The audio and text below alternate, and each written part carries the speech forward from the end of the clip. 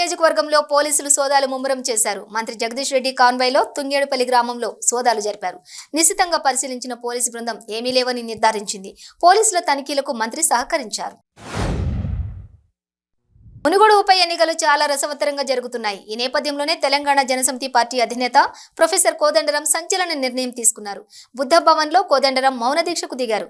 Telangana Janasamithi party ఆధ్వర్యంలో ఈ నిరసన కార్యక్రమానికి శ్రీకారం చుట్టారు ప్రొఫెసర్ కోదండరాం. ఆదిలాబాద్ జిల్లా కేంద్రంలోని ఎన్టీఆర్ చౌక్ వద్ద జన విజ్ఞాన వేదిక ఆధ్వర్యంలో సూర్యగ్రహణం గురించి అవగాహన కార్యక్రమం నిర్వహించారు. ప్రజలలో ఉన్న మూఢనమ్మకాలను తొలగించడం కోసం సోలార్ ఫిల్టర్ ద్వారా సూర్యగ్రహణాన్ని వీక్షిస్తూ బిస్కెట్లు తింటూ నీళ్లు తాగుతూ ఈ కార్యక్రమాన్ని చేపట్టారు. ముషీరాబాద్ లో కలప డిపోలో భారీ అగ్ని ప్రమాదం జరిగింది. ఎండిన కలప, భారీ స్టాకు, మంటలు వేగంగా వ్యాపించాయి. మంటలను గమనించిన స్థానికులు అగ్నిమాపక సిబ్బందికి సమాచారం అందించారు. 2 అగ్నిమాపక యంత్రాలు మంటలను అదుపు చేశాయి. ఈ ప్రమాదంలో ఎలాంటి ప్రాణ నష్టం జరగలేదని, అయితే భారీ నష్టం వాటిల్లిందని గోడౌన్ యజమాని తెలిపారు. మహబూబ్ నగర్ పోలీసులు అమరవీరుల వారోత్సవాలలో పోలీసులు సైకిల్ ర్యాలీ నిర్వహించారు.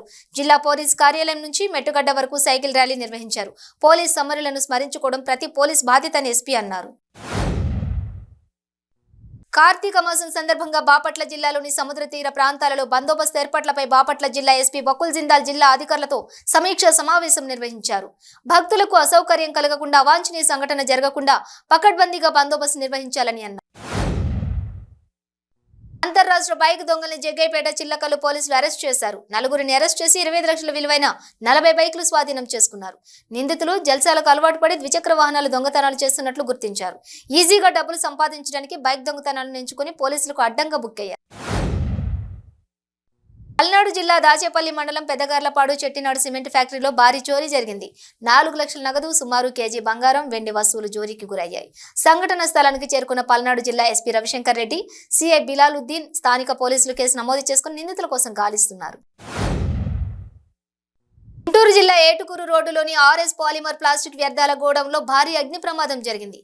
ఈ అగ్ని ప్రమాదంలో సుమారు 50 లక్షల మేర ఆస్తి నష్టం జరిగి ఉంటుందని బాధితులు ఆవేదన వ్యక్తం చేశారు. పల్నాడు జిల్లాలోని నర్సారావుపేట మార్కెట్ సెంటర్లో అర్ధరాత్రి భారీ అగ్ని ప్రమాదం సంభవించింది. విద్యుత్ షార్ట్ సర్క్యూట్తో పలు షాపుల్లో పెద్ద ఎత్తున మంటలు చెలరేగాయి.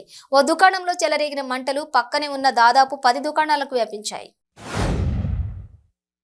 దీపావళి పండుగ వేళ రాష్ట్రంలోని పలు ప్రాంతాల్లో వేర్వేరు కారణాలతో అగ్ని ప్రమాదాలు చోటు చేసుకున్నాయి.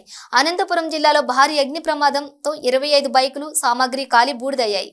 కాకినాడ, తూర్పు గోదావరి, గుంటూరు జిల్లాల్లోనూ అగ్ని ప్రమాదాలు సంభవించాయి.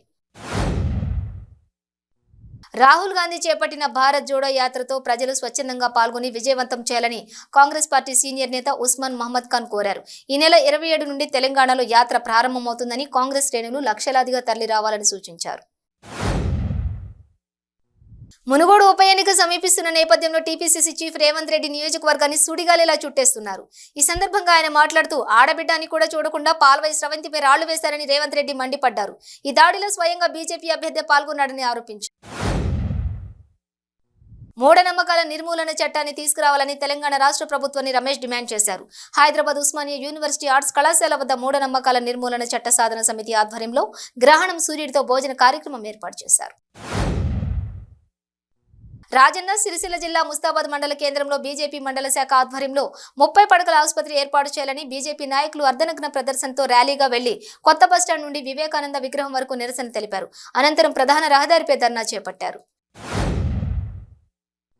శ్రీకాకుళం జిల్లాలో దారుణ ఘటన జరిగింది. పెద్ద ఎత్తున కోతులు మృతి చెందడం కలకలం రేపింది.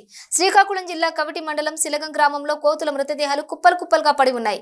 కోతులకు పాయిజన్ పెట్టి చంపేశారని స్థానికులు అంటున్నారు.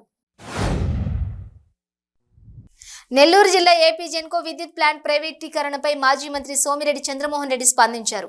ప్లాంట్ కోసం భూములు ఇచ్చిన ప్రజల సమస్యలను పరిష్కరించాలని డిమాండ్ చేశారు. జగన్ ప్రభుత్వం హయాంలో అన్ని వర్గాల ప్రజలు తీవ్ర ఇబ్బందులకు గురయ్యారని, నష్టాలను చూపించి అదాని సంస్థలకు కట్టబెట్టేందుకు కుట్రలు జరుగుతున్నాయని మండిపడ్డారు. కోనసీమ జిల్లా సెకినేటిపల్లి మండలం మకిలిపురంలో పాత గొడవల కారణంగా ఓ వ్యక్తి ఇద్దరిని పొడిచి పారిపోయాడు. వివి మేరకు చెందినటువంటి ఉప్పు నాని మనోహర్ జోషిపై లక్కవరానికి చెందిన పిట్ట వెంకట్ దాడి చేశాడు. బాధితులు అమలాపురంలోని ఆసుపత్రిలో చికిత్స పొందుతున్నారు.